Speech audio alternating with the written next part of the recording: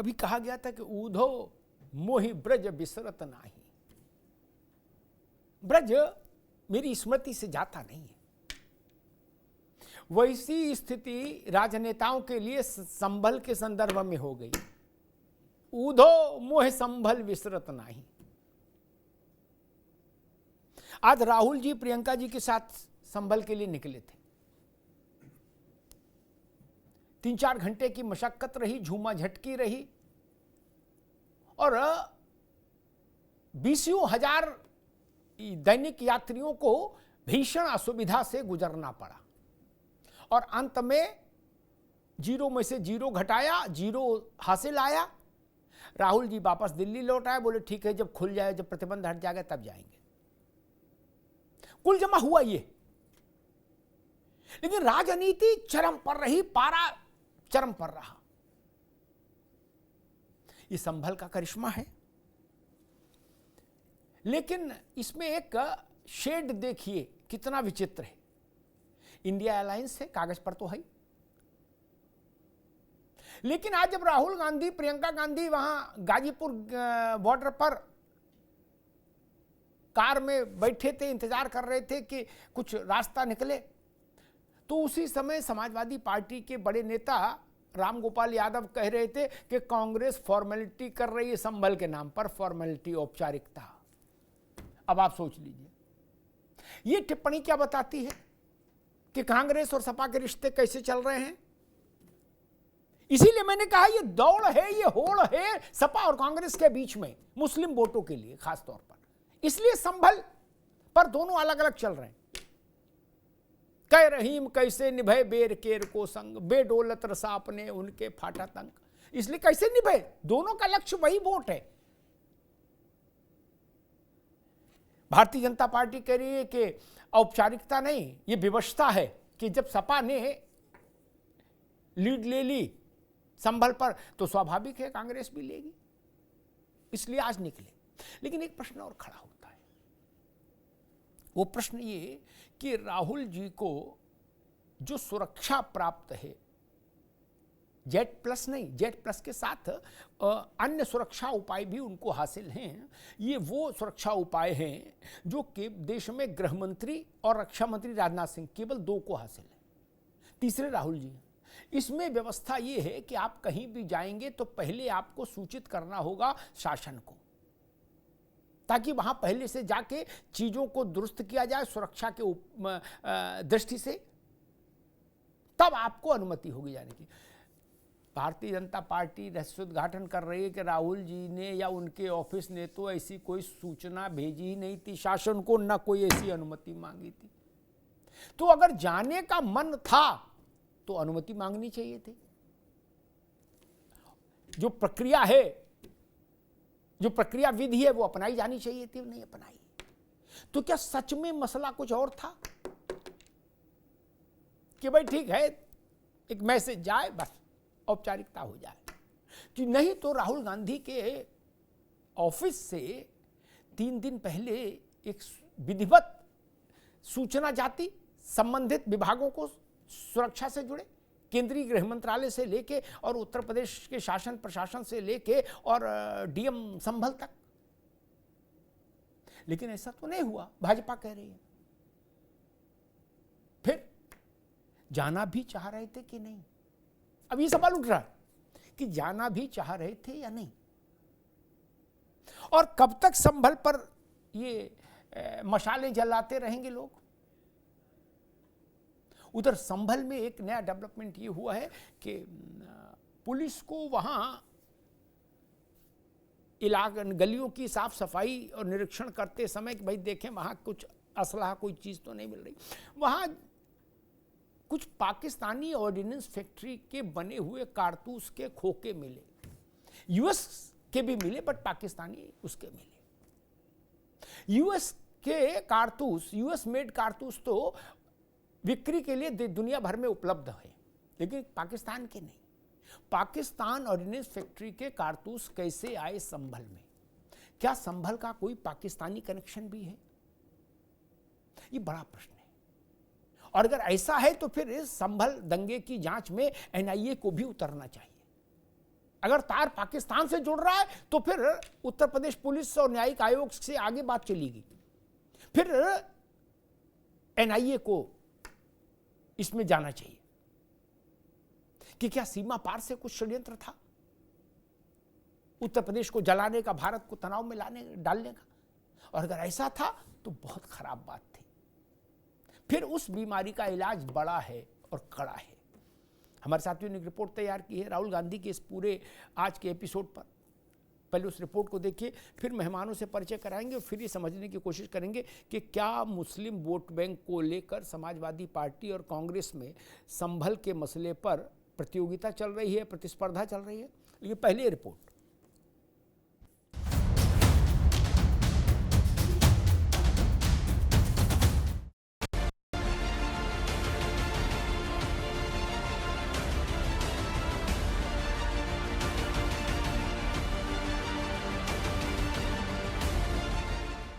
सियासत का केंद्र बन चुका संभल का मुद्दा संसद के साथ ही अब सड़क तक आ पहुंचा है और इसी संग्राम में बुधवार की सुबह संभल के लिए निकल पड़े कांग्रेस सांसद राहुल गांधी।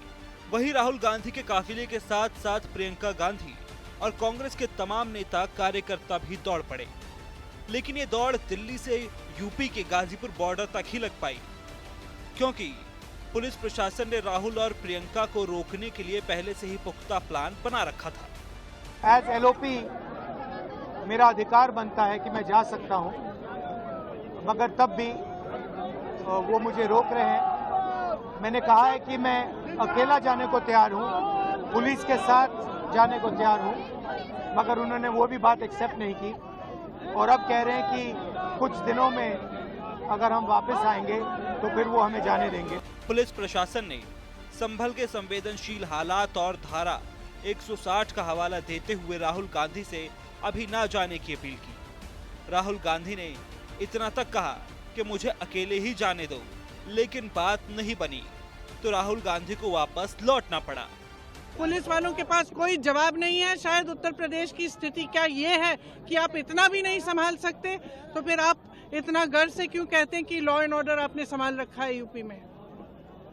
तो नेता प्रतिपक्ष है, उनका संवैधानिक अधिकार है, उनको मिलना चाहिए, उनको इजाजत देनी चाहिए थी जाने की।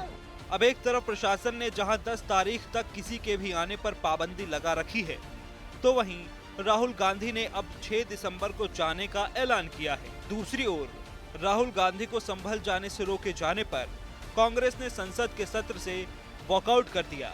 वहीं संभल के मुद्दे पर लगातार हमलावर सपा के लिए कांग्रेस का ये रुख रास नहीं आ रहा। सपा ने जहां कल कांग्रेस के प्रदर्शन से किनारा किया था, तो वहीं रामगोपाल यादव ने इसे केवल औपचारिकता बताया। हमारी पार्टी तो पहले ही जा चुकी है, उन्हें नहीं जाने दिया, ये तो अब बाद में जा रहे हैं। अब क्यों जा रहे हैं देर से इतना? ये उन्हीं को पूछो। सर, कल आपकी पार्टी अदानी वाले इशू पे संसद में बहस में शामिल नहीं हुई क्योंकि सारे विपक्षी दल थे, उसमें क्या कुछ खास वजह? सर, हमारा मुद्दा सिर्फ संभल का था। संभल के दंगल में एक नए एंगल ने और नया बवाल बढ़ा दिया है। संभल में हिंसा के बाद पुलिस ने जो सर्च अभियान चलाया है, उसमें पुलिस को पाकिस्तान और यूएसए के कारतूस बरामद हुए हैं।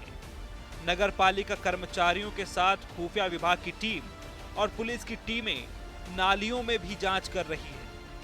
पाकिस्तान के कनेक्शन वाली नई टेंशन पर भी सियासी घमासान मचा है। एक बड़ा ही चौंकाने वाला तथ्य सामने आया है, जिसमें POF 9mm 68-26 ये एक फायर्ड केस मिला है, जो कि घटना में फायर करने के बाद में यहाँ पे मिला है। और एक 12 बोर का एक Winchester made in USA number 12 super लिखा हुआ है, ये एक 12 बोर का कार्ट्रिज मिला है। उत्तर प्रदेश की पुलिस का कमाल है, और ऐसा कमाल नहीं है। आप उत्तर प्रदेश की कई घटनाओं की छानबीन करोगे आप, तो बहुत सारे इस तरह के कमाल आपको देखने को मिलेंगे। जो कार्ट्रिज की बात कर रहे हैं कि अमेरिका के हैं और पाकिस्तान के हैं, इनसे पूछिए कि इनके असले कहाँ के हैं, इनके पास जो असले हैं वो कहाँ के हैं। और सच्चाई तो ये है कि पुलिस भी ऐसा काम करती है किसी को फंसाने के लिए। उत्तर प्रदेश की भारतीय जनता पार्टी की सरकार में पुलिस केवल फंसाने का काम कर रही है, न्याय नहीं दिला रही है। समाजवादी पार्टी की ड्रामेबाजी चलती रही। पहले उन्हीं की पार्टी के विधायक सांसद निर्दोष लोगों को मरवाने का काम करते हैं, और फिर प्रतिनिधिमंडल भेजने का काम करते हैं, फिर उनको सहायता देने की काम करते हैं। और अब कांग्रेस के नेता और प्रतिपक्ष के नेता श्री राहुल गांधी जी और कांग्रेस ही अपना नौटंकी शुरू कर दिए हैं। उनको सबको लगता है कि सब संभल चले जाएंगे तो उनको मुक्ति मिल जाएगी। मैं आपको बता रहा हूँ, सपा हो चाहे कांग्रेस हो, ये दोनों को इसका बहुत खामियाजा भुगतना पड़ेगा। बहरहाल मंदिर बना मस्जिद के सर्वे का संग्राम हिंसा के बाद अब सियासत का सबब बनता जा रहा है। सपा कांग्रेस में जहां संभल पर होड़ दिखाई दे रही है, तो वहीं बीजेपी के लिए विपक्ष के वार का पलटवार करने की जंग।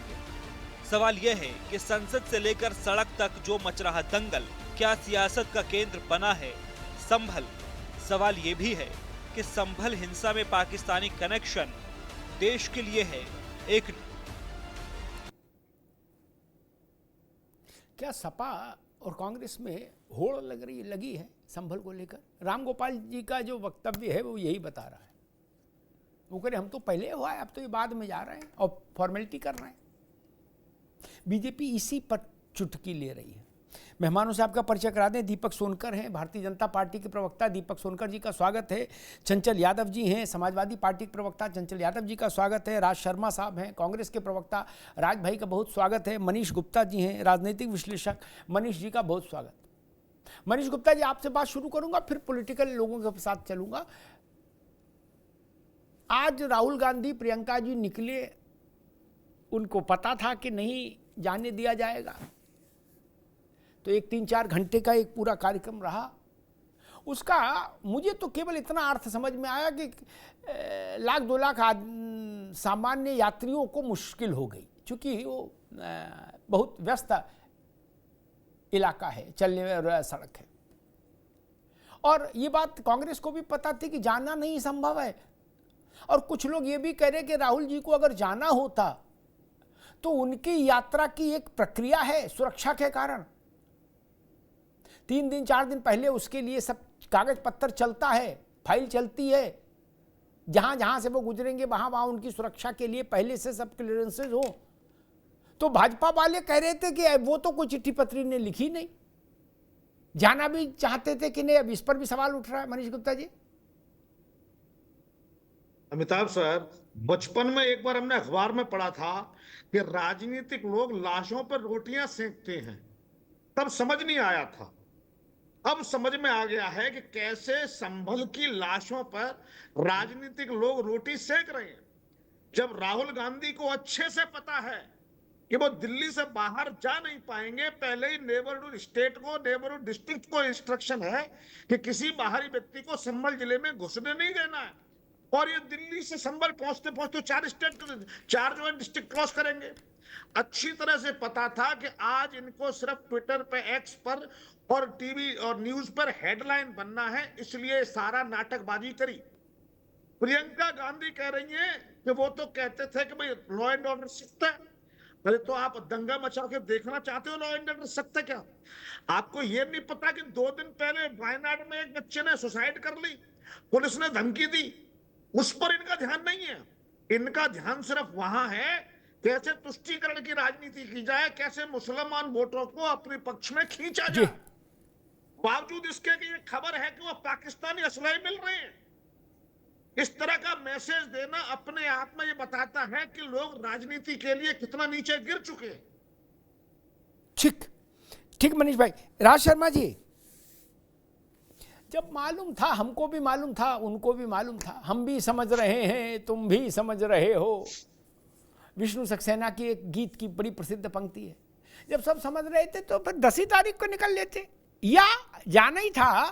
तो मैं भाजपा के प्रवक्ता को सुन रहा था, सुधांशु त्रिवेदी का एक वक्तव्य, जिसमें वो कह रहे थे कि राहुल गांधी या उनके ऑफिस ने ऐसी कोई परमिशन मांगी ही नहीं, और जो उनके पास सुरक्षा कवच है, जो गृह मंत्री और रक्षा मंत्री के पास सुरक्षा कवच है, वो राहुल जी के पास है। उसमें यह अनिवार्य है कि आपका मूवमेंट होगा तो पहले लिखत पढ़त में फाइल चलेगी। राज भाई। मैं इसमें तो बोल देता हूँ, ये ऑफिशियल मैटर है जी। ऑफिशियल कॉरेस्पॉन्डेंस क्या होनी चाहिए थी, क्या नहीं होनी चाहिए थी, आप बता रहे हैं, मुझे नहीं पता। जो होनी चाहिए थी वो करनी चाहिए थी, इसमें कोई व्यक्ति नहीं कहेगा कि नहीं करनी चाहिए थी। अब मैं आ जाऊं कि राहुल गांधी जी क्यों जा रहे हैं, उन्हें पता था। मैं कह रहा हूं कि वो क्यों नहीं जा सकते। ऐसा क्या बात है कि संभल में ऐसा क्या छिपाना चाहती है भारतीय जनता पार्टी? मैं पुलिस की, एडीएम की इनकी गलती नहीं कहता, उन्हें नौकरी करनी है और उनके पास बेचारों के नौकरी के सिवा कोई साधन नहीं। एक इससे आगे चढ़कर कहता कि वहां कुछ कह रहे हैं कि पाकिस्तानी निर्मित एक कॉटेज मिला चला हुआ, 7 साल शायद यहां पे हो जाएंगे, उत्तर प्रदेश में 11 साल केंद्र में हो जाएंगे। इनकी एलआईयू फेल है, फिर तो बहुत बड़ी बात है। इसे अमिताभ भैया ये छोटा सा कॉटेज, ये बहुत बड़ी बात है कि आपकी इंटेलिजेंस, मैं शुरू से कहता हूं और मैं आपसे कहता हूं, मेरे पास दोनों लोगों के लिए, जो सिपाही के गुम्मा लगा उस पर भी संवेदना है, और जो लड़का मारा गया और जो लड़का जेल में उसके लिए भी संवेदना है। मैं किसी को मुस्लिम नहीं, किसी को हिंदू नहीं कहना चाहता, मैं सिर्फ एक कहना चाहता हूं कि अमन चैन हमारे पास रहना चाहिए। और राहुल जी जा रहे थे, और राहुल जी ने एक बात कही ना कि मुझे अकेले जाने दो, ये भी तो कही ना। देखिए ये भी नहीं चलेगा ना कि मतलब एक तरफ झुक के चलेंगे शकुनी की तरह, थोड़ा तो बैलेंस होके चलना ही पड़ेगा ना भाई, ये तो नहीं चलेगा ना। उन्होंने कही ना एक बात, ये तो कही कि अकेले ले चलो, क्यों नहीं ले जा सकते थे अकेले? भाई ले जा लेते, पूछते भाई क्या करना है। और इस सरकार नहीं चाहती, मैं आज भी बता रहा हूं, ये 10 तारीख के बाद भी नहीं खोलेगी। ये अब लो एक और बढ़ चढ़ कर कहता हूं, और मैं चाहता हूं जो मैं कह रहा मैं गलत साबित हो जाऊं। ये 27 के चुनाव तक किसी न किसी शहर में, अभी देखिए वो यूपी कॉलेज का, उदय प्रताप कॉलेज क्या नाम है, उस मजार में 4 से 5 ही लोग नमाज पढ़ते थे, अब 500 गए थे। ये चाहते हैं भारतीय जनता पार्टी कि देश का हिंदू और मुसलमान इसमें उलझा रहे और हमारी रोटी सिकती रहे। देखो ये तो तय है, ये तो तय है, जब तक धर्म की राजनीति होगी, जब तक बीजेपी सर्वोपरि रहेगी, इसमें कोई डिनाई नहीं। तब तो फिर ठीक है, फिर तो कांग्रेस को अपना भविष्य पता ही है, फिर क्या समस्या है। इसलिए ठीक है, कांग्रेस भी अपने ढंग से कोशिश कर रही है कि भाई चलो संभल को कौरियाओ। लेकिन समाजवादी पार्टी कह रही है कि हम तो पहले कौरिया लिए बाद में जगे, ये हमारा बराबरी करेंगे। चंचल यादव, रामगोपाल यादव कह रहे हैं कि भैया हम तो पहले कर चुके सब, जब कांग्रेस तो देर से जगी है, अब फॉर्मेलिटी कर रही है। संभल पे आप और कांग्रेस के बीच में कंपटीशन क्यों है यार? मान लीजिए वो भी मुसलमान को जाके वहां कहे कि हम तुम्हारे लिए हैं, तो आपको चिढ़ सी लगती है कि बताओ अब ये भी जाएंगे? भाई वो भी पार्टी चला रहे हैं, वो नहीं जाएंगे? सारा मेला आपके लिए कैसे छोड़ देंगे? ठीक है, सबसे पहले तो अमिताभ जी आपके सभी दर्शकों को और सभी पैनलिस्ट साथियों को मेरा नमस्कार। जी भैया नमस्कार। देखिए बीजेपी ने 4 पंक्तियां अपने आप में आत्मसात कर लिया है। ऐसी वाणी बोलिए जमकर दंगा होए, हिंदू मुस्लिम कटमरे सत्ता अपनी होए। ये बीजेपी ने 4 पंक्तियों को अपने जीवन में आत्मसात कर लिया, सारे नेताओं ने। अच्छा ये संजय आपने बनाई है पंक्ति, किसकी ने रचना किसकी है ये? अब रचना आप देख लीजिएगा, मैं तो अभी बोल रहा हूँ, ये रचना तो मुझे नहीं पता किसकी है, लेकिन मैं ये बोल दे रहा हूँ कि ऐसी वाणी बोलिए जमकर दंगा हो और हिंदू मुस्लिम कटमरे सत्ता अपनी हुई। बीजेपी का नारा है, इन्होंने आत्मसात कर लिया कि इनका हिडन एजेंडा है कि ऐसा करना है हमें सत्ता पाने के लिए। दूसरी बात मैं कहना चाहता हूं, मैं सर अमिताभ सर कुछ बातों को जरा मैं बैक में जाकर के आपको जरा हल्का सा एक्सप्लेन करना चाहता हूं। आपको याद होगा बहराइच का दंगा हुआ, 7-8 दिन तक मीडिया पूरा एकदम चिल्लाया कि नाखून निकाल लिए गए, उनके पैरों काट लिया गया, न जाने क्या क्या किया गया। 7-8 दिन बाद बीजेपी के एक सत्तारूढ़ दल के विधायक सर्वेश्वर सिंह, माननीय विधायक जी ने बाकायदा 9 भाजपाई दंगाइयों के खिलाफ लिखित एफआईआर कराई, बाकायदा नामजद। और उन दंगाइयों के खिलाफ क्या आरोप लगाया कि इन्होंने मर्चरी हाउस की बाउंड्री गिरा दी, इन्होंने गोलियां मारी, इन्होंने गाड़ियां जलाई, लोगों के घर जलाए बाकायदा। लेकिन अभी तक भारतीय जनता पार्टी ने एक भी कार्रवाई वहां पे नहीं की। आप यहां भी संभल पे जब आगे बढ़ेंगे कुछ दिन में, आपको यह भी निकल के आ जाएगा कि बीजेपी ने सुनियोजित तरीके से दंगा भड़काया, क्योंकि ऐसे बहुत सारे ऐसे लोग हैं जो सबके पास साक्ष्य दे देकर के आ जाएगा। मैं पूछना चाहता हूं कि जब 19 तारीख को सर्वे हो गया, फिर उसके बाद जो 24 तारीख को आपने सर्वे कराने के लिए सुबह 6:30 बजे, तो क्या पुलिस को पर्याप्त इंतजाम की व्यवस्था नहीं करनी चाहिए थी? क्या इनका एलआईयू, क्या इनका इंटेलिजेंस कहां पर था? तो जो सवाल सरकार शासन से होना चाहिए था, बीजेपी के लोग अपने ऊपर जो इनकी जिम्मेदारी थी, उस जिम्मेदारी से भाग करके जो है विपक्ष के ऊपर जो सवाल खड़ा करते हैं। मैं एक बात सर पूछना चाहता हूं, आप बताओ कि आप पाकिस्तान के जो है क्या नाम है वहां पे मिल रही हैं, आपने बताया गोलियां मिल रही हैं, वहां पे अमेरिका की मिल रही हैं। अब बताओ हमारे चौकीदार महोदय जो चौकन्ना रहने की बात करते हैं, अब तो हमारी सीमाएं भी सुरक्षित नहीं है। इसका मतलब कि ना जाने पूरे देश में क्या क्या हो रहा है। और मैं आपको बताता हूं कि सरकार का फेलियर समझिए, दोनों इंजन आपस में टकरा रहे हैं सर। मणिपुर में अभी चंद दिन पहले 6 विधायकों के घर जला दिए गए, मुख्यमंत्री का घर घेर लिया गया, लेकिन वहां का कोई नाम नहीं ले रहा है। न तो प्रधानमंत्री जी के मुंह से आपने सुना होगा और न तो मुख्यमंत्री के आपने नाम सुना होगा। चंचल और उत्तर प्रदेश को बहुत बड़ी साजिश है सर, उत्तर प्रदेश को बहुत बड़ी साजिश है मणिपुर बनाने की, क्योंकि बीजेपी का काम है जाति को जाति से लड़ाओ, धर्म से धर्म को लड़ाओ। ठीक है, अभी आते हैं बांटो जी, अभी आते हैं दोबारा से। 2 बातें कहूंगा फिर बीजेपी के पास चलूंगा। जो रिपोर्ट लिखाई थी सर्वेश्वर सिंह ने बहराइच में, उसमें 8 भाजपा के नहीं थे, चंचल की जानकारी गलत है। 1 भाजपा का भारतीय जनता युवा मोर्चा कार्यकर्ता था और उस रिपोर्ट को उस एफआईआर को बाद में विधायक ने वापस ले लिया। एक तो ये समझना चाहिए तथ्य रहे, उसमें घोर माठा ना करो, है ना। तथ्य तो तथ्य रहने दो। रिपोर्ट दर्ज हुई तो कोई माइकालाल छुपा नहीं सकता और रिपोर्ट वापस हुई तो कोई माइकालाल उसको दबा नहीं सकता। अरे रुक जाओ बाबू, बीच में ना बोलो, ठीक। एक दूसरी बात मैं कहूंगा कि हिंदू मुस्लिम नहीं होना चाहिए, बड़ी अच्छी बात है, नहीं होना चाहिए। तब बहराइच में रामगोपाल मिश्रा के यहां भी जाना चाहिए था। तब बहराइच में रामगोपाल मिश्रा के, अरे भाई रुक जाओ, बीच में से नहीं, आप तो मेरे बहस का तरीका जानते हो। जब दोबारा भाई आएंगे तब जवाब दिया, भी लिखते रहो। रामगोपाल के यहां भी 5 लाख का अनाउंसमेंट होना चाहिए था, नहीं। हम मुख्तार के यहां जा सकते हैं, रामगोपाल के यहां नहीं। हम संभल जा सकते हैं, रामगोपाल के यहां नहीं। फिर कहा जाएगा कि हिंदू मुस्लिम हो रहा है। हिंदू मुस्लिम दिख रहा है तो क्यों नहीं होगा? जब दिख रहा है तो नहीं होगा। वो मरेगा तो बताया जाएगा ये तो मरने लायक ही था, इसने झंडा उतार लिया। कैसे नारे बज रहे थे, हैं? और यहां दंगाई मरे तो कहा गया लड़के हैं, मासूम हैं, कोमल हैं, शहीद हैं। एक तो सज्जन कह रहे थे शहीद हैं, लोकल लोबात।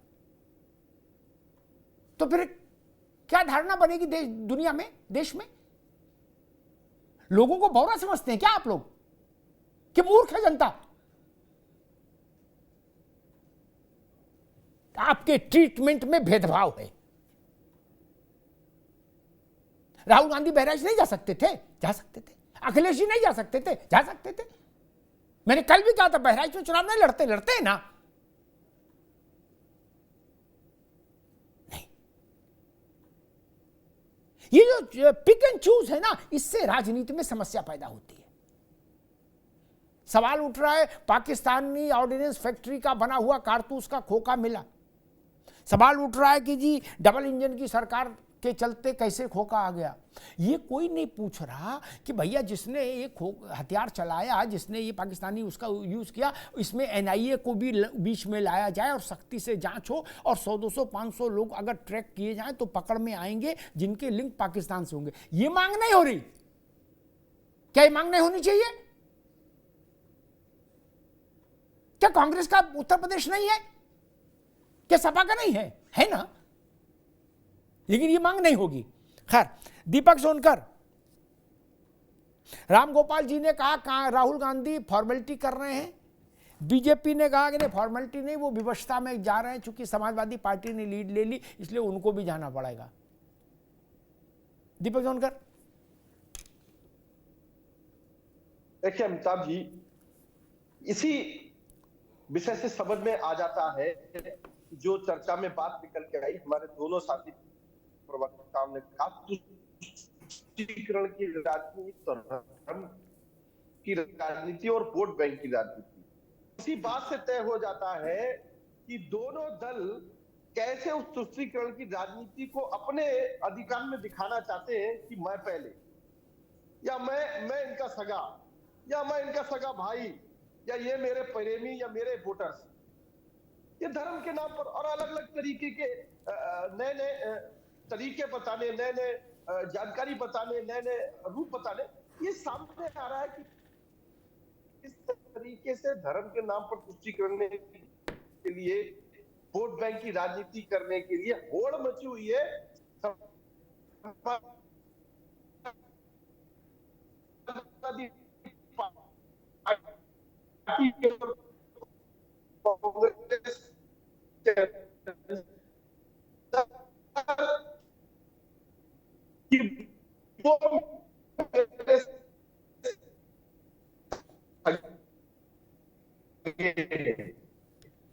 देखिए, मैं तो इतनी बात जरूर कहूंगा, मैंने बताइए लोग उनको शहीद बताकर उनको श्रद्धांजलि देने का काम कर रहे हैं, जो लोग पुलिस प्रशासन पर पत्थर बरसाने का काम कर रहे हैं, जो लोग उन पर गोलियां बरसाने का काम कर रहे हैं। तो ये प्रदेश की जनता, देश की जनता ये जानती है और बहुत सारी बातें इसमें निकल करके आई। इंटेलिजेंस की बात थी, राहुल गांधी जी को जब जानकारी है कि 10 तारीख तक प्रबंध है, तब क्यों जा रहे हैं?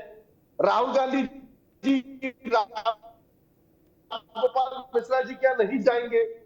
राहुल गांधी जी अयोध्या में किया गया उसके पास नहीं जाएंगे। राहुल गांधी जाएंगे तो वो जहां संभल में दंगा हुआ, जहां वोट बैंक की राजनीति, वहां जाएंगे। जानकारी होते हुए भी कि 10 तारीख को प्रतिबंध है। अखिलेश जी भी वहां जाएंगे जहां जो है मुस्लिम वोट बैंक की राजनीति हो सके। तो ये उत्तर प्रदेश की जनता है, सभी बखूबी समझ रही है कि केवल कैसे तुष्टीकरण की राजनीति करी जाए, संभल के नाम पर संभल के दंगे को और दोबारा कैसे भड़काने का काम किया जाए। अब जब राहुल गांधी जी जाएंगे तो लोग और ग्रुप होंगे, जो लोग पत्थर लेकर के बैठे हैं फिर से पत्थर मारने का काम करेंगे। तो राहुल गांधी जी तो फिर से खुद दंगा भड़काने का काम कर रहे हैं। भाई, एक राजनेता होने के नाते, नेता प्रतिपक्ष होने के नाते कम से कम ये अपील करनी चाहिए। अभी तक अमिताभ जी किसी व्यक्ति ने यह अपील नहीं की होगी कि संभल में जो घटना हुई उसको लेकर के कोई शांति व्यवस्था बनाए रखे। आपस में हम जो भाईचारे की बात करते हैं वो भाईचारा हमारा बना रहे, वो भाईचारा नहीं बना रहे, ये दूसरों को चारा दे रहे हैं पीछे से कि लो भैया पत्थर और फेंक के मारो इन पे।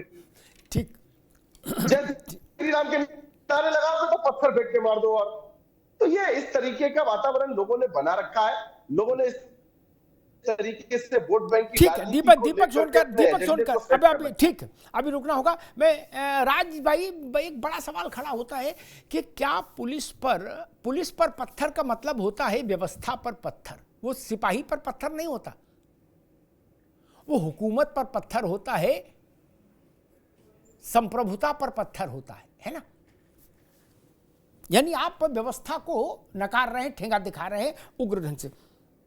क्या ऐसे लोगों को जो पुलिस पर पत्थर फेंकने आए थे, गोली चलाने आए थे, ऐसे लोगों को कि में से कुछ लोग मर जाएं तो उनको शहीद घोषित कर दिया जाएगा?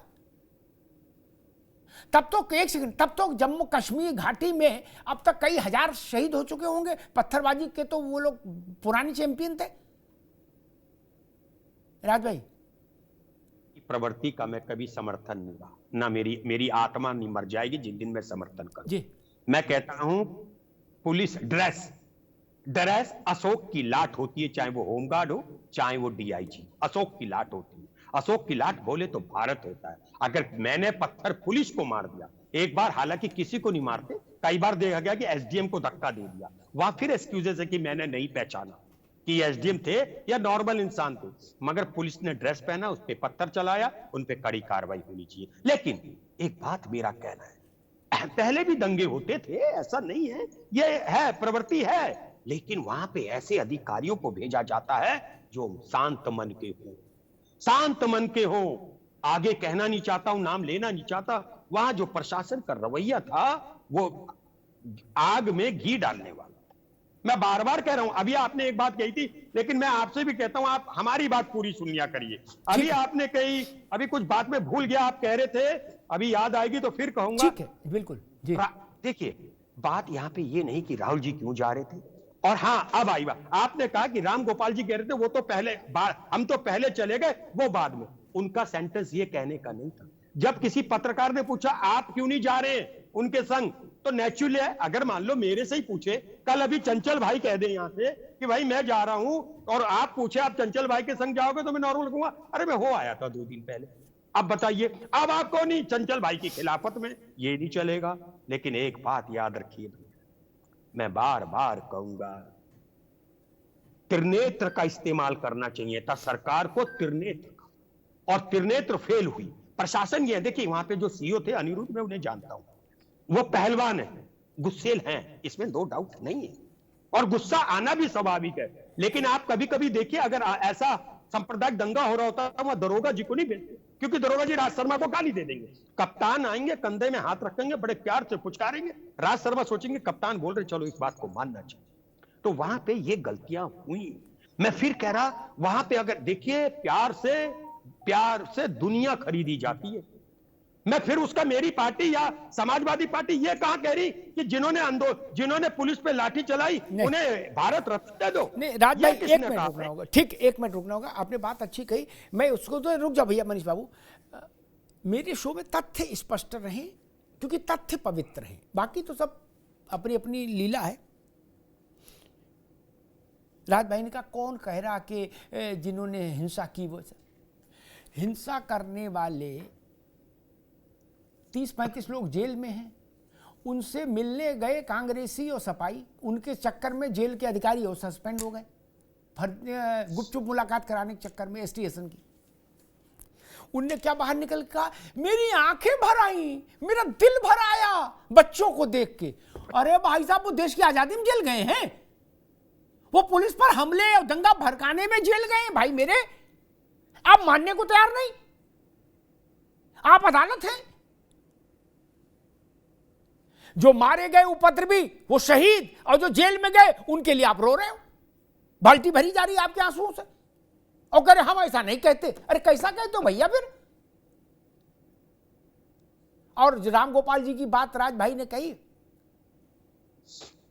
इतना सरल नहीं है संबंध। राज भाई, हमको भी लिफाफे के अंदर चिट्ठी में क्या लिखा है दिखता, लिफाफा बंद हो तो भी, है ना। राम गोपाल यादव ने यह भी कहा, उनसे जब ये सवाल हुआ तो उनका कांग्रेस, ये पूरा हमारे यहाँ चला नहीं होगा, लेकिन मैंने जो सुना था उसमें था कि ये कांग्रेस अब फॉर्मेलिटी कर रही है, औपचारिकता कर रही, ठीक, एक। और दूसरी बात, उनसे पूछा गया कल राहुल गांधी के धरने में नहीं थे आप, अडानी वाले में नहीं, संसद में, तो उन्होंने कहा हमारा केवल मुद्दा संभल है। क्या ये मोहब्बत है? और अगर ये मोहब्बत है तो इस मोहब्बत को प्रणाम, इसलिए ऐसा भी नहीं करो। चंचल यादव, मसला वही है, जो पुलिस पर हमला करे, पकड़े जाएं, वो मासूम कोमल बच्चे हैं, उनकी पीड़ा देख के आपका हृदय भर आता है, एसटी हसन से लेके और समरपाल का। जो मारे जाएं उपद्रवी, वो शहीद हो जाते हैं। तो पुलिस कोई क्या मतलब टेकन फॉर ग्रांटेड ली जा सकती है? पुलिस तो न पार्टी की होती है न संगठन की होती, पुलिस तो, सही कहा राज भाई ने, कल्याण सिंह कहते थे कि पुलिस शासन का सबसे मूर्त रूप है, इकबाल का, शासन के इकबाल का, शासन की प्रभुसत्ता का सबसे बड़ा प्रतीक पुलिस है। चंचल यादव जी, उस पर पत्थर फेंकने वालों को या तो आप शहीद घोषित कर देते हो या कह देते हो मासूम है। दो चीजों सर मैं करेक्ट करना चाहूंगा। एक तो आपने जो जिक्र किया था कि जो बहराइच में दंगा हुआ था वो केवल एक पदाधिकारी था, बाकी लोग नहीं थे। मैं आपको याद दिलाना चाहता हूँ, बाकायदा मेरे पास डेटा है नाम वाइज। आरपी श्रीवास्तव, बाकायदा एफआईआर लिखा है, आरपी श्रीवास्तव व अनुज सिंह रैकवार, शुभम मिश्रा, कुसैन चौधरी, मनीष सिंह चंद शुक्ला, पुनरीक पांडे, सुधांशु सिंह राणा, ये 8 लोगों के नाम बाकायदा बीजेपी के खुद विधायक ने नामजद कराया। जो आपने एक बात बोल दी कि नहीं आप करेक्ट करके बैठो, तो मैं इसको करेक्ट कर दे रहा हूं। दूसरी बात, आपने कहा कि बहराइच दंगे में ना बीजेपी 8 के नाम, अरे भैया 8 के नाम कराए, उसमें बीजेपी का पदाधिकारी भारतीय जनता युवा मोर्चा का पदाधिकारी आरपी श्रीवास्तव लीड कर रहा था, ये विधायक ने कहा है। आप मिसलीड मत करिए सर, आप अपनी बात कहिए, क्योंकि जनता देख रही है जी, ये ऑन रिकॉर्ड है। दूसरी बात, आप मेरी बात ही नहीं समझ पा रहे, आप पहले इसी को फरियाद, एक मिनट चंचल, पहले इसी को फरियाद, आप बात नहीं समझ पाए, आप बात ही नहीं समझ पाए। मैंने कहा जो भी उसने नाम लिखा है, रामलाल, श्यामलाल, मोतीलाल, हीरालाल, डेमकेयर, क्या उसमें एक बीजेपी का पदाधिकारी था, ठीक, मंडल मंत्री था। अरे मंडल ने हम करे, वो राष्ट्रीय मंत्री था, ठीक है ना, संतुष्ट, यही तो मैंने कहा था, एक बीजेपी का था, फिर क्या बहस में पड़ रहे थे मेरे साथ?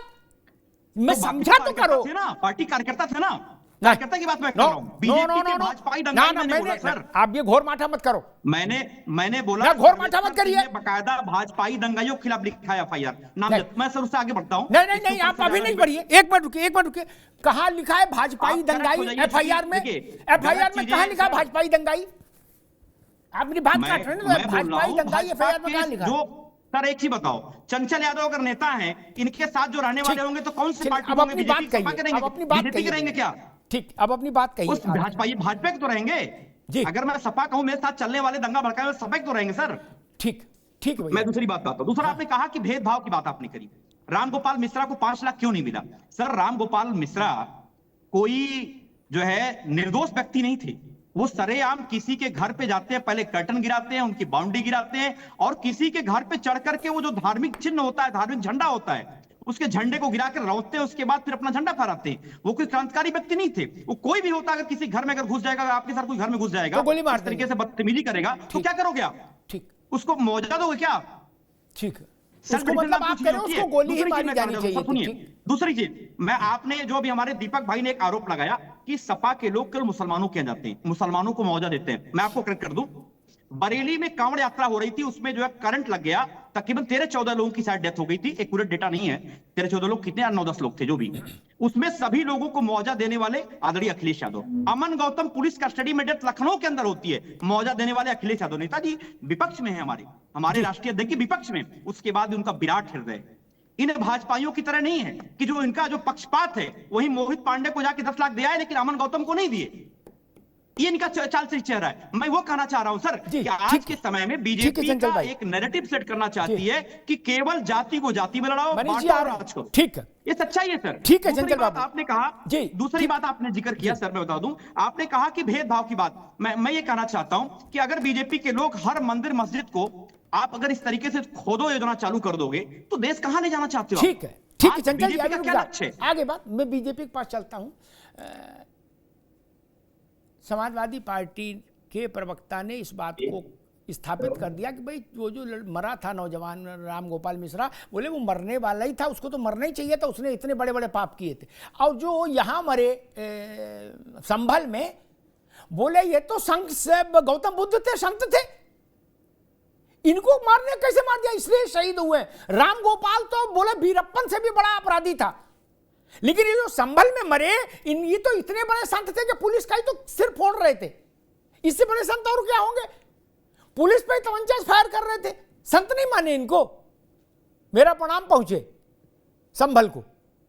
संभल के ये 5 लोग संत घोषित हो गए जो मारे गए 4, और रामगोपाल वीरप्पन से भी बड़ा, भारत का सबसे बड़ा अपराधी घोषित हो गया। बोले धार्मिक झंडा हटाया, बताइए किसी घर जाकर धार्मिक झंडा हटाएंगे तो गोली मारेगा? जय हो।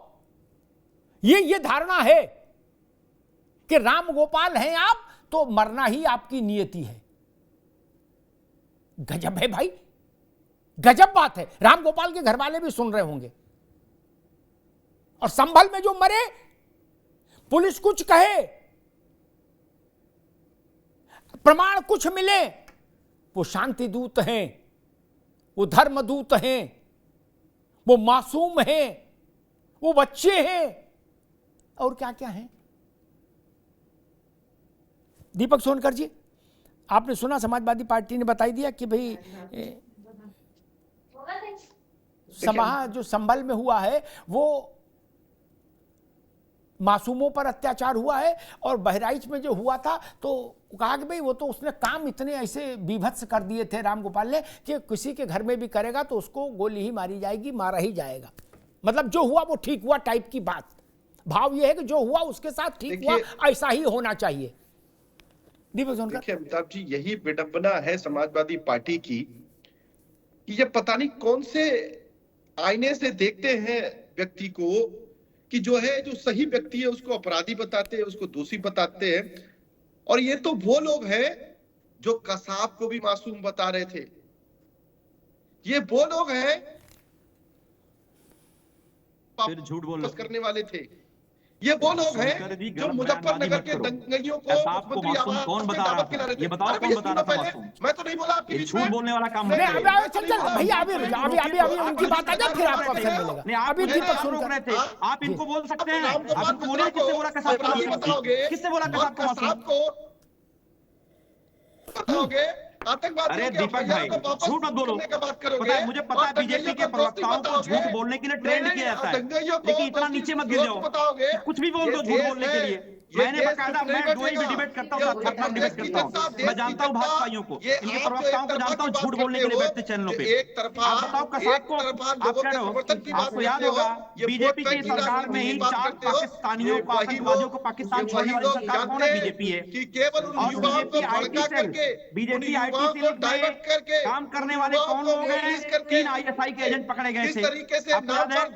ध्रुव सक्सेना, राज पुरोहित, याद है? मैं याद दिलाऊं। अरे मेरे भाई सुन लो पहले आप, चंचल भाई, हिंदू मुसलमान करते रहते हो, हिंदू मुसलमान करते रहते हो।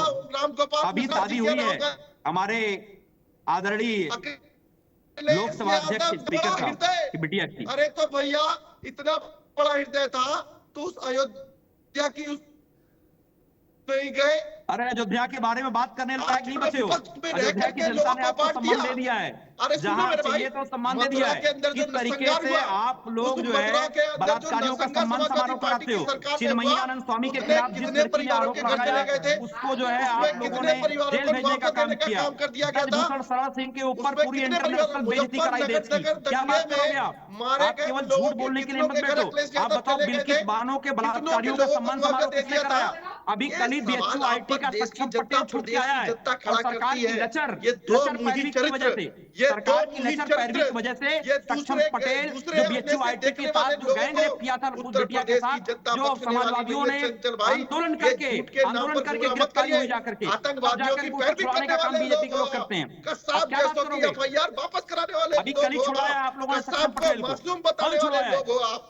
सुनकर ये मैंने कहा जो जितना बड़ा दंगाई हो उतना बड़ा भाजपाई है, इस बात जान लो। अगर दीपक सोनकर आगे बढ़ना है, आपको आगे बढ़ना है, दंगा भड़काने की बात कर दो, आगे बढ़ जाओगे। जैसे देख लो बीजेपी में जो जितना बड़ा दंगा है उतना बड़ा भाजपाई होता है। आप दंगा कौन पर करा? जो दंगाइयों के बीच में जा रहा है, जो दंगाइयों को बताओ ना क्या कार्रवाई की, उन लोगों के खिलाफ क्या कार्रवाई की? अभी अमिताभ शाह ने कह दिया कि उन्होंने अपने FIR वापस ले लिए, तो किसके दबाव में वापस लिए? क्या वो विधायक सामान्य व्यक्ति हैं? उन लोगों के खिलाफ नामजद FIR कराते हैं, फिर कहते नहीं हम तो अपने FIR वापस लेते हैं। कौन दबाव बनाया? कौन लोग दबाव बनाने वाले थे? क्या इसके ऊपर चर्चा नहीं होनी चाहिए? सुनिए, आपका चेहरा जनता के सामने आ गया है। अडानी मुद्दे पे बात ना हो। उत्तर प्रदेश की जनता ने जो आपने विधानसभा चुनाव में डकैती करी है, चोरी करी है, लोगों को घर से निकलने नहीं दिया वोट डालने के लिए, उसको दबाने के लिए बीजेपी ने सुनियोजित दंगा कराया। क्योंकि अपने साथ SDM और बड़े अधिकारियों ने अपने साथ दंगाइयों को लेके गए थे वहां पे। वो दंगाई दंगा भड़काए और दंगा भड़काने के बाद लाठीचार्ज किए, उनके खिलाफ कार्रवाई करी। ये उत्तर प्रदेश के मुख्यमंत्री जी का शासनकाल है, जो जैसे सरकारी संपत्ति को तोड़ने का काम करेगा।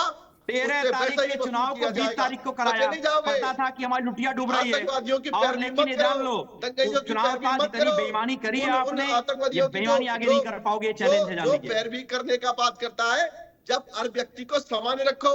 राम गोपाल मिश्रा भी आपके लिए समान होना चाहिए। सुनकर जी तो क्या बात करोगे? गांव में दंगे में जाने वाले लोग भी समान होने चाहिए। हमारा किसान आज वहाँ पे रोड पे बैठा हुआ है, नौजवान बेरोजगार घूम रहा है, हमारे नौजवान साथी जो पढ़ाई कर रहे हैं उनकी परीक्षाएं नहीं हो रही हैं। UPPSC ठीक है, अभी रुकना होगा। चंचल यादव को भी रुकना होगा, दीपक सोनकर को भी रुकना होगा। दोनों को रोक दीजिए। चंचल यादव को भी रोक दीजिए, दीपक सोनकर को भी रोक दीजिए। मनीष जी, बार बार ये बात उठती है, कभी कांग्रेस कहती है, कभी TMC कहती है, कभी लालू जी की पार्टी कहती है, कभी अखिलेश यादव की पार्टी कहती है कि ये बार बार मुकदमे क्यों हो रहे हैं अदालतों में, बदायूं को लेकर, अजमेर को लेकर, यहाँ को लेकर। मैं एक छोटा सा जैसे वो बताया ना कि बच्चे मासूम हैं ये जो दंगा कर रहे थे वहाँ संभल में, वैसे मैं एक मासूम सवाल पूछना चाहता हूँ। अब रोशनी डालो, फिर बाकी मित्रों से पूछूंगा कि कौन सी ऐसी धारा हो सकती है, क्या कौन ऐसा निर्देश दे सकता है कि भाई इस देश के 150 करोड़ लोगों में कोई भी मुकदमा नहीं करेगा इस विषय पर? ऐसा तो एम्बार्गो लग नहीं सकता। हर किसी को आजादी है। मैं समझ नहीं पा रहा। सच्चाई ये है, इन सबको रोकने का पूरा इंतजाम कांग्रेस ने किया था। एक स्पेशल कानून बनाया और उसमें कहा गया यथास्थिति रहेगी। और मजे की बात है, जिन मंदिरों पे डिस्प्यूट था उन पर यह कानून लागू नहीं था। आजकल एक बड़ी खबर आ रही है, हर व्यक्ति कह रहा है, खासकर लिबरल लोग बहुत कह रहे हैं, वो कह रही है कि भाई जब अयोध्या का मामला निपटा तो हमने सोचा कि ये मामला अब खत्म हो गया, अब हमारी मस्जिदों पर क्लेम नहीं होंगे। और मैं उन लोगों को आज आपके माध्यम से कहना चाहता हूं, मैं बताना चाहता हूं कि जब विश्व हिंदू परिषद रिक्वेस्ट कर रही थी कि हम 3,500 हिंदू मंदिरों से दावा छोड़ देंगे, सिर्फ 3 मंदिर दे दो, और ये आपकी जफर याब जिलानी की all India Muslim personal law board और इन सब ने स्पष्ट मना कर दिया। अयोध्या का मंदिर कानून से मिला है, मुस्लिम समाज की दरिया दिली से नहीं मिला है। अगर मिला होता तो शायद संभली की घटना नहीं होती। तो ये बात किसी को कहने का अधिकार ही नहीं है। और देखिए, अपनी खोई हुई प्रॉपर्टी को वापस लेने का अधिकार संविधान प्रदत्त है। संविधान प्रवक्ता जी में शामिल है, बीच में ना बोलिए, संविधान के अधिकारों में शामिल है और वो अधिकार हमारा आपका सबका रहेगा। और जिस तरीके से अगर हमारी प्रॉपर्टी किसी के पास है तो वो ली जाएगी, बिल्कुल याद रखिए, जीवन में आपको अगर जीवन में भारतीय जनता पार्टी के प्रवक्ता राज शर्मा बेतना आपको ना तो राजनीतिक टिकट देगी, ना कोई मास्क बनाएगी, ना कोई आपको सकेगी, अभी तो थोड़े बहुत बचती होगी पैसे, बाद में नहीं देगी। ये याद रखिएगा, एक धर्म बात करने वाले ऐसे आरएसएस के प्रवक्ता की जिंदगी देने में ये सही बता रहा हूं मैं, नहीं आपने 3 महीना में आप किसी जगह नहीं खाओगे। ये तो आप आज की तारीख में 1200, 1500, 2000, 2500 रुपए लेके आते हो और बोलते हो। आप जैसे विश्लेषकों को मैं लखनऊ, दिल्ली में बहुत देखता हूं, जो यहाँ टीवी में सीखते हैं और सुबह लेते हैं। मैं सही बता रहा हूँ, आपको देखा, मैं बता रहा हूँ, आप लोग चक्कर मारते हो और मास्क लगा के आप लोग, अरे मनीष भाई, मास्क लगा कर आप पैसे लेकर बोलते हैं। आप क्या बोला अभी, आपने क्या बोला अभी? आपको सिर्फ बीजेपी में अच्छाइयां दिखती हैं। अगर आप सही विश्लेषक हो तो मुझे 3 कमियां बताओ, बीजेपी 3 कमियां बताओ। नहीं बताओगे क्योंकि पैसा ना। अरे आप 3 कमियां बोल दो, आपकी पेमेंट हो जाएगी। आप अगर हिम्मत है, आपको चैनल में करोड़ों लोग देख रहे हैं, आपको चैनल करता हूँ मनीष भाई, आप 3 कमियां गिना दो, आपकी पेमेंट बता दो, आपकी पेमेंट रुक जाएगी। बता रहा हूँ मैं आपको, ये बात ऐसे तो फिर भी सही था। और आप क्यों बोलते हो दीवानी साहब दीवाना? अरे मुझे ये बता दो कितने लेके आए? अच्छा कितने लेके आए? मैं आपको रंगो हाथ लखनऊ में पकड़ा सकता हूँ। लखनऊ में आप जो बीजेपी कार्यालय में चक्कर मारते हैं, दिल्ली में चक्कर मारते हैं, इधर अरे क्या हो गया? क्या एक्सीलेटर दे दिया गाड़ी में? धीरे पहले ठंडा पानी पियो, पहले पानी। अरे मनीष भाई पानी पियो, मनीष भाई, अरे भैया पानी पियो, मनीष भाई पानी पियो पहले। इतना गुस्सा आरोप लगाया मेरे ऊपर, मैं आज आपको नहीं बोलने आपने पैसे लेने का आरोप लगाया। पानी पियो पहले। अरे पानी, आपके शरीर को हानि पहुंचाना नहीं है। अरे मेरा मतलब आपके शरीर को हानि पहुंचाना नहीं है। आपको क्षमा मांगनी होगी। पानी अरे भाई बीजेपी आएगी काम, पूछना चाहता हूँ कुछ हो गया आपको? बीजेपी नहीं करेगी कुछ, मैं कह रहा हूँ घर में नहीं जाएगी, कुछ हो गया आपको? आप अच्छा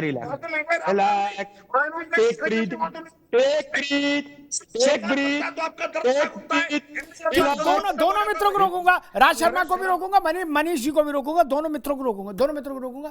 राज शर्मा जी, किसी पर व्यक्तिगत आक्षेप नहीं होना चाहिए, ये बहस का मंच है, संवाद है, ठीक है ना, ये व्यक्तिगत विषय नहीं। कांग्रेस कहा जाए तो राज शर्मा मतलब नहीं ना, ये सपा कहा जाए तो चंचल यादव से कोई थोड़ी बात है, या सोनकर से कोई व्यक्तिगत बात थोड़ी नहीं, भाजपा की बात हो रही है। इसलिए ये सब व्यक्तिगत मत जाइए, वो ठीक नहीं। एक प्रश्न मेरे दिमाग में खड़ा होता है कि बार बार होता है कि हम लोग कई बार तथ्यों को जानबूझकर झुठला देते हैं, या स्मरण में नहीं आती है, जानकारी में नहीं आते। तीन ही समस्याएं होती हैं। कहा जाता पूजा स्थल विधेयक कानून, उसकी बड़ी चर्चा होती, मुझे पता नहीं कितनों ने पढ़ा है उसको, है ना। ये जब पारित हो रहा था तब मैं एक पत्रकार के नाते मीडिया गैलरी में था लोकसभा की, ठीक। बाकी कितने लोगों ने गूगल से पढ़ा, या कितना आप पढ़ने की कोशिश कर रहे हैं कि चलो अमिताभ जी करें तुरंत खोल लो देखें क्या है। इतनी जल्दी खोलने से समझ में नहीं आएगा, लंबा काम है। उसका एक ऑपरेटिव पार्ट राज शर्मा जिसमें मैं सवाल पूछना चाहता हूं, उसमें यह है कि जो इमारतें भारतीय पुरातत्व सर्वेक्षण विभाग के द्वारा संरक्षित हैं, वो इमारतें इस कानून की परिधि से बाहर होंगी, और 100 साल या उससे ऊपर की आयु की इमारतें सामान्यतः पुरातत्व विभाग के संरक्षण में आ जाती हैं। कौन कह रहा कि जी कैसे मुकदमा कर दिया, लाठी लाओ? कोई गुनाह हो गया क्या मुकदमा होना?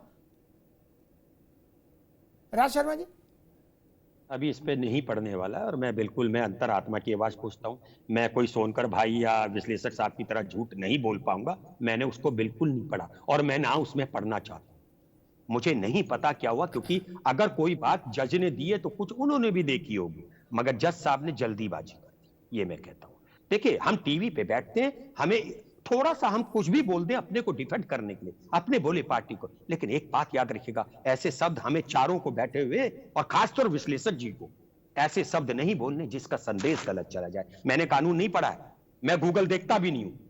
ये आप भारतीय जनता पार्टी में देखना जो यूं यूं करके दिखा देते हैं, ऐसे हम नहीं देखते हैं। मैं रॉ मटेरियल हूं अमिताभ भैया, मैं रॉ मटेरियल हूं। जो रॉ मटेरियल ही अच्छा होता है। मेरा विशेषाधिकार है पूजा पाठ करना।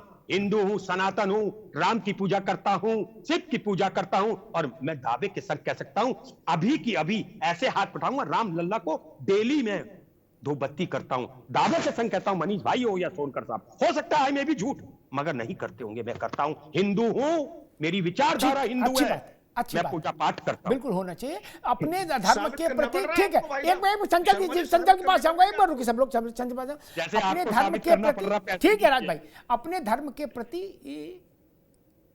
इंफीरियरिटी कॉम्प्लेक्स कभी नहीं होना चाहिए, कभी नहीं होना चाहिए। हमारा धर्म हमारा अभिमान है।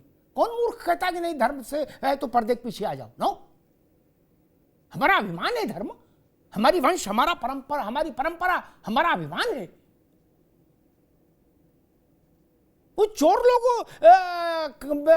कमीज के बटन खोल के घूम रहे, और भले आदमी उसको कह रहे कि आप शर्म करो ना। चंचल यादव, बार बार कहा जाता है कि कब ये मुकदमे क्यों हो रहे हैं? क्या ऐसी कोई डिवाइस है जो मुकदमा होना को प्रतिबंधित कर दे? ऐसा तो लोकतंत्र में संभव नहीं। किसी को भी अधिकार है अपनी बात कहने का, अदालत के पास जाने का। एक से सुन लेना फिर उत्तर देना, पहले सुन लो। अदालत ये तय करेगी कि जो उसके पास पिटीशन आई ये सुनने लायक है कि नहीं, या तो खारिज कर देगी, या सुनने लायक होगी तो नोटिस इशू कर देगी और अपना फैसला सुनाएगी। इसमें दूसरों को तकलीफ क्या? बोले बदायूं में कैसे मुकदमा हुआ, अजमेर में कैसे मुकदमा हुआ? अरे भाई, कोई माइकल रोक लेगा क्या? बोले कोई किसी का मुकदमा नहीं करेगा, कैसे होगा? नहीं रोक सकते, कैसे रोक लेंगे? मैं समझना चाह रहा हूं।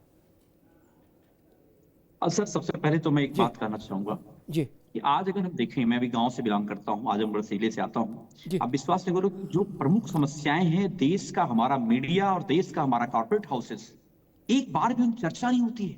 आज बताओ, डीएपी की ऐसे बस से बदतर हालत है, लोगों को खादे नहीं मिल रही है। मैं शिक्षा की बात कर लूं, आज कौन सा ऐसा परिवार है जो अपने बच्चे की फीस को लेकर परेशान नहीं है? उसके ऊपर चर्चा नहीं हो रही है। और आज अगर हम बात करते हैं विश्व गुरु बनने की, चाइना का शिक्षा का बजट हमारे आम बजट से 2.5 लाख करोड़ एक्स्ट्रा है, और हम मस्जिद खोद रहे हैं सर।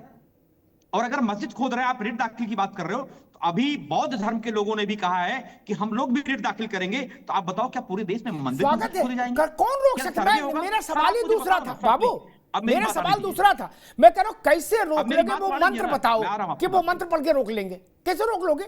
बौद्ध को क्यों जैन भी मुकदमा कैसे रोक लेगा? नहीं, मैं रोकने की बात नहीं कर रहा हूं, मैं वही कहना चाह रहा हूं, ये देश को बीजेपी किस दिशा में लेके आना चाहती है? जहां पर हिंदू भाईचारे की बात होती थी, गंगा जमुनी तहजीब की बात होती थी, और हमारा धर्म हमारा पर्सनल विषय है सर, धर्म हमारा आस्था का विषय है, हमारा पर्सनल विषय है। आपको यह पता होगा आदरणीय राष्ट्रीय अध्यक्ष जी एक भव्य मंदिर बना रहे हैं इटावा में, लेकिन उसका प्रचार नहीं किया उन्होंने।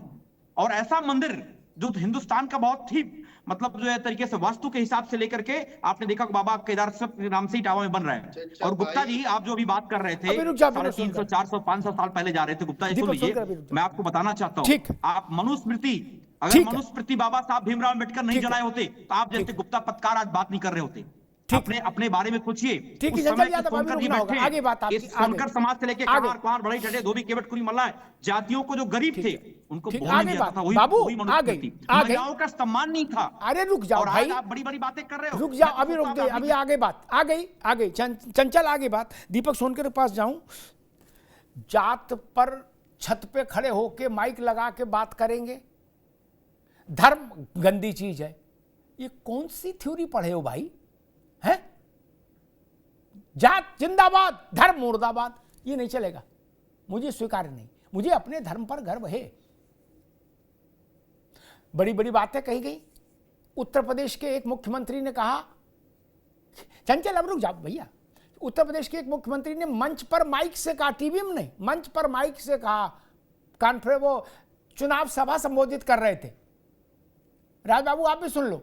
उनने कहा हम जब मुख्यमंत्री थे हमने डीजीपी को बुला कहा कि हर थाने में 20-20 मुसलमान भर्ती करो। क्या ना नियम ना कायदा, बोले 20-20 मुसलमान भर्ती करो। उत्तर प्रदेश के मुख्यमंत्री 3 दफा मुख्यमंत्री रहे। क्या ये बात सेकुलरिज्म है? ये बात सेकुलरिज्म है? गजब के यार, क्या करते हो, कुछ तो समझ लो। और एक बात आई कि भाई देश की समस्याओं पर बात नहीं हो रही है। कल अखिलेश जी, रामगोपाल जी ने देश की समस्याओं पर संसद में चर्चा नहीं की, उनने संभल पर चर्चा की। और आज रामगोपाल जी ने कहा भी कि हमारे लिए संभल सबसे बड़ा मुद्दा है। क्या तो ये उनको बताओ ना कि देश की समस्याओं पर बात करो, संभल पर ना करो, उनको तो पता नहीं रहा। खैर दीपक सोनकर, मसला वहीं आकर खड़ा हो गया, कोई किसी को मुकदमा करने से कैसे रोक सकता है? एक यहां तो मुकदमा कर रहा आदमी, वक्फ तो बिना ही मुकदमा किसी की भी प्रॉपर्टी पर पर्चा चिपकाए दे रहा है। उनसे कोई नहीं कहता गड़े मुर्दे ना उखाड़ो, वो तो गड़े ही उखाड़ रहे हैं मुर्दे जितने हैं पूरे देश भर में। 1700 वर्ष पुराना मंदिर वक्फ की संपत्ति बता दी, जबकि इस्लाम को पैदा हुए 1700 साल नहीं हुए। कोई बोलने का तैयार नहीं, बोले बदायूं मुकदमा कैसे कर दिया, ये तो गंगा जमुना का अपमान हो गया। अच्छा 1700 साल पुराना मंदिर वक्फ ले जाए, वो गंगा जमुना के माथे पर तिलक हो जाएगा? दीपक सोनकर, देखिए यही समस्या है कि इनको बोर्ड जिस तरीके से लोगों की जमीनों को हथिया रहा है, जैसे गड़े मुर्दे उखड़ करके पूरे सीधे सामने ला रहा है, वो उन्हें लोकतंत्र की हत्या नजर आता है, वो संविधान का हनन नजर आता है, वो जो है कि गलत काम नजर आता है। मगर वही जो चीज स्थापित है उस पर दिक्कत है इनको। अभी बहुत सारी बातें हमारे चंचल भाई कही, बहुत सारी चर्चा कही, और हमारे अभी मैं एक चर्चा में ही देख रहा था कि कैसे उस वोट बैंक को माने अपने नंबर बढ़ाने के लिए, अपने दिखाने के लिए कैसे जिद चल रही है। आज भाई मनीष जी से चर्चा कर ही रहे थे, तब तक चंचल भाई भी आगे आ गए। अरे मैं ज्यादा जो है उनका सगा हो रहा हूँ, मेरे नंबर घट जा रहे हैं। यही लगातार कांग्रेस और समाजवादी पार्टी में चल रहा है, ये चूहे और बिल्ली की लड़ाई चल रही है कि भाई मैं मुसलमानों का सगा, नहीं मैं मुसलमानों का सगा। अभी हमारे राज भाई ने कहा मैं हिंदू हूँ, दुपट्टी जलाता हूँ, इंटेलेक्चुअल हूँ। तो कभी राहुल गांधी से पूछा कि क्यों मुझे हिंसक बता रहे थे? पूछा राहुल गांधी से राज भाई कि क्यों मुझे हिंदू बता रहे थे? आप तो हिंदू हो, दुपट्टी चलाते हो, भगवान की पूजा कर रहे हो। राहुल गांधी से पूछा नहीं, पूछा क्यों पूछा? कि क्यों पूछते राहुल गांधी से नहीं पूछा कि क्यों हिंदुओं के सनातन धर्म को बदतमीज बनाते हो? कभी राहुल गांधी से पूछा? कभी संत समाज पर क्यों सवाल खड़ा करते हो? कभी राहुल गांधी से पूछा जो भगवान रामलला की आप पूजा की बात कर रहे थे, क्यों रामलला को मंदिर का उपयोग करने का काम करते हो? कभी राहुल गांधी से पूछा उत्तर प्रदेश के युवाओं को क्यों शराबी बना रहे हो? अरे मेरे भाई, अरे एक बार पूछ लो। अरे यार, इतनी अरे बड़े इंटेलेक्चुअल आदमी हो आप, बड़े इंटेलेक्चुअल आदमी हो, बड़े स्ट्रिक्ट आदमी हो, दूसरे की बात तो सुनना चाहिए। अरे दूसरे की बात तो सुनना चाहिए। मैं तो सीधी बात बता रहा हूँ, राहुल गांधी जी से आपने ये पूछा कि मैं हिंदू हूँ, आपने कहा डिबेट में, तो राहुल गांधी के पूरे हिंदुओं को हिंसक बताते हैं, तो आप ही हिंसक हो। आपने पूछा उनसे कि मैं तो आपकी पार्टी को बताता हूँ, मुझे क्यों हिंसक बताया आपने? क्यों नहीं पूछा जाकर? आप लोग सीजोफ्रेनिक बीमारी, मेडिकल का धर्म के नाम पर, जाति के नाम पर और धर्म के नाम पर कैसी खुली छूट और ये चूहे बिल्ली की लड़ाई शुरू कर दी है कि मुसलमानों का मैं सगा, मुसलमानों का मैं सगा, संबंध का दंगा मेरे सगे, संबंध के दंगे मेरे सगे। वो दंगे है, वो मासूम है, वो बच्चे हैं, वो लोगों पर पत्थर चला रहे हैं, लोगों पर गोली चला रहे हैं, उनको श्रद्धांजलि देनी चाहिए कि ढोंग मत बताओ। उत्तर प्रदेश की सरकार ने 3 कमेटी, न्याय कमेटी गठित कर दी है। उस कमेटी में जो दोषी होगा उस पर कार्रवाई होगी, चाहे वो सेंसर भाई हो, चाहे वो राज भाई हो, उस पर कार्रवाई होगी। अरे भैया, भाई, जनता पार्टी के अरे मैंने सवाल का जवाब नहीं दिया आपने। सीधी बात बताओ ना, मुझे बहुत ताकत लगाने की आवश्यकता नहीं है। आप बहुत व्यक्ति हो, आप बहुत इंस्पेक्टर हो, आप सीधे बताओ राहुल गांधी से क्यों नहीं पूछा आपने? मुझे क्यों उससे बताया आपने? पूछा जा करके, अब पूछ लेना तो बताना अगली डिबेट में, पूछ लेना राहुल गांधी जी से अगली डिबेट में, जब आप लोग मिलेंगे तब पूछना उनसे। आप तो हिंदू हो ना, सनातन की इज्जत करते हो ना, सनातन का सम्मान करते हो ना, आपके राहुल गांधी जी तो सनातन का सम्मान करते हैं, ये पूछ लेना चाहिए। वो भगवान राम को नहीं मानते हैं, उनको पूछ लेना चाहिए। दोनों मित्रों को रोकूंगा, दोनों मित्रों को रोकूंगा, दोनों मित्रों को। उत्तेजना नहीं, उत्तेजना संवाद के मंच पर उत्तेजना का अर्थ नहीं ना, सही संवाद का मंच है भाई, वो लठीती थोड़ी ना है, न जमीन का झगड़ा है कि एक दूसरे खून कर देंगे। यार बिना उत्तेजना की बात रखो, अपनी तर्क होंगे तो अच्छी बात जनता स्वीकार करती है। मूल विषय था कि ये अधिकार सामान्य नागरिक का अक्षुण्य है या नहीं, कि वो अपनी जिस मान्यता के पक्ष में है उस मान्यता से जुड़ा विषय अदालत के पास ले जाए। अदालत उसको ठीक समझेगी तो स्वीकार करेगी, नहीं तो रिजेक्ट कर देगी। इसमें नेताओं को बीच में पढ़ने की क्या जरूरत? नहीं पढ़ना चाहिए ना। आपसे पूछा, आपका विषय नहीं, कोई रामलाल गए मुकदमा करने, ठीक है, अदालत है ना, वो अस्वीकार कर देगी। देश भर में प्रतिदिन कई लाख पिटीशंस होते हैं, 90% अदालत रिजेक्ट कर देती है। अदालत का काम पार्टियां करेंगी क्या? नहीं कर सकती ना, कर भी नहीं सकती, उनको अधिकार भी हासिल नहीं है। कहा जा रहा मुकदमा कैसे हो रहा है, क्यों भाई मुकदमा क्यों नहीं हो सकता? वक्फ को मनमोहन सिंह के समय में जो ताकत दे गई कांग्रेस की सरकार, नरसिंह राव के समय में और मनमोहन सिंह के समय में, उसी का नतीजा है, उसी का चमत्कार है ना राज भाई, कि वहां तो कोई मुकदमा भी नहीं कर सकता कचहरी में, वक्फ के ट्रिब्यूनल में ही मुकदमा होगा और फ्री स्टाइल है, चाहे जहां पर्चा। वहां कोई भी राजनेता ये कहने नहीं गया कि भाई वक्फ वालों थोड़ी ठंड रख लो, क्या अपनी उम्र से ज्यादा की जगह पर भी कब्जा मांगे ले रहे हो, जितने में इस्लाम पैदा ही नहीं हुआ जब तक, वो भी आपका हो गया। मैं अपनी उम्र से ज्यादा की बात कैसे करूं? वक्फ कर रहा है और सबके कंठ अवरुद्ध हैं।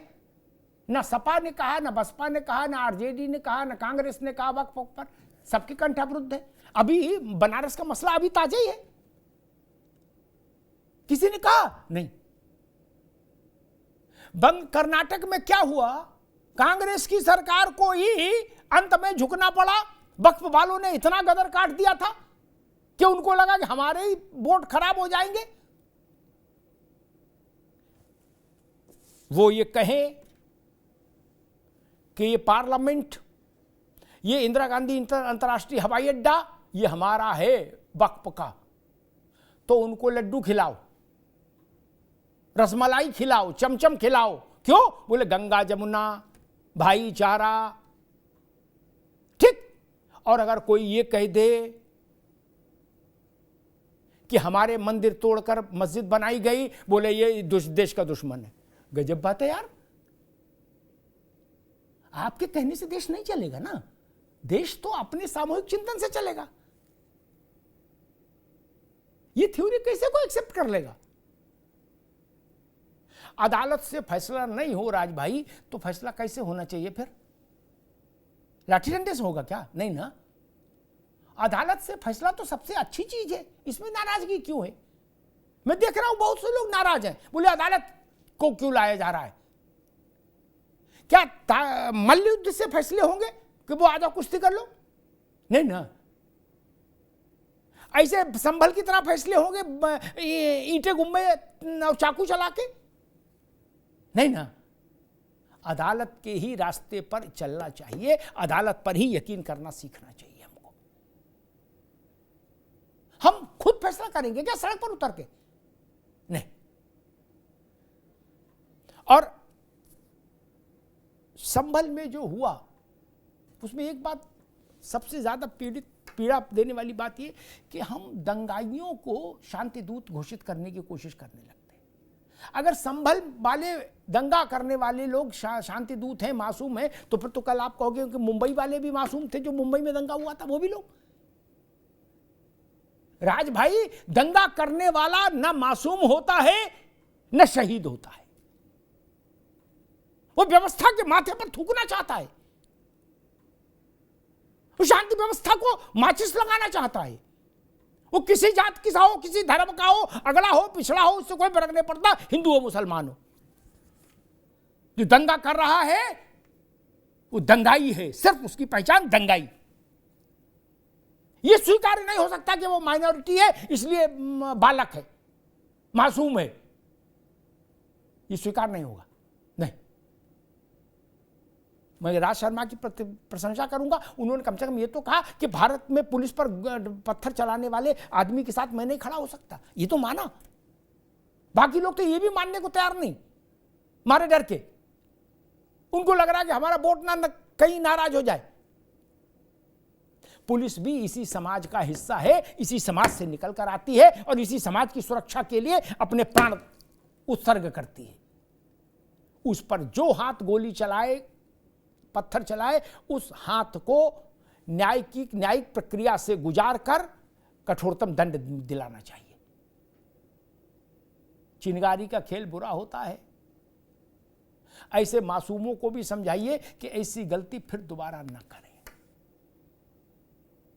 क्योंकि ऐसी गलती फिर दोबारा करेंगे तो नेता तो टूरिज्म करके अपना दूसरे काम में लग जाएंगे, वो भुगत जाएंगे, उनके परिवार भुगत जाते हैं। एक मुकदमा हो जाता है, खेत मकान बैलगाड़ी सब बिक जाती है, कोई मदद के लिए नहीं आता है। ये भी जान लीजिए, कोई नेता मदद के लिए नहीं आता। पुराने मुकदमे जिन दंगों में जिन लोगों पर लगे हैं, मुजफ्फरनगर के दंगे के ही मुकदमे जिनके चल रहे हैं, चंचल यादव जी, वहां कोई उनको पैसा देने नहीं जा रहा। क्या वो शरीफा बेचते थे, वो ठिलिया भी बिक गई, लगा मुकदमा, चलो झेलो आओ। 13 में हुआ था मुकदमा, अब किसको ध्यान है? दंगा बोले छोड़ो यार, उस वक्त हो गया, अब नहीं। क्या रो रहे हैं, बर्बाद हो गए, इधर वाले भी उधर वाले भी। इसलिए लोगों को भी समझना चाहिए, नेताओं को आपकी जरूरत तब तक है जब तक मुद्दा गर्म है। मुद्दा ठंडा हुआ, वो अगले डेस्टिनेशन की ओर चले जाएंगे, आप यहां पड़े रहेंगे, वकील साहब के पीछे पीछे घूम रहे होंगे कि जमानत करा दीजिए। बूढ़ी माँ और बूढ़ा बाप खेत गिरवी रख के घूम रहा होगा, तब ना भाजपा आएगी, ना सपा आएगी, ना बसपा आएगी, ना कांग्रेस आएगी, ना जनता दल, ना लोकदल। घर बेचेंगे और इजलास में जाके खड़े रहेंगे। ये ध्यान रखिए। धन्यवाद।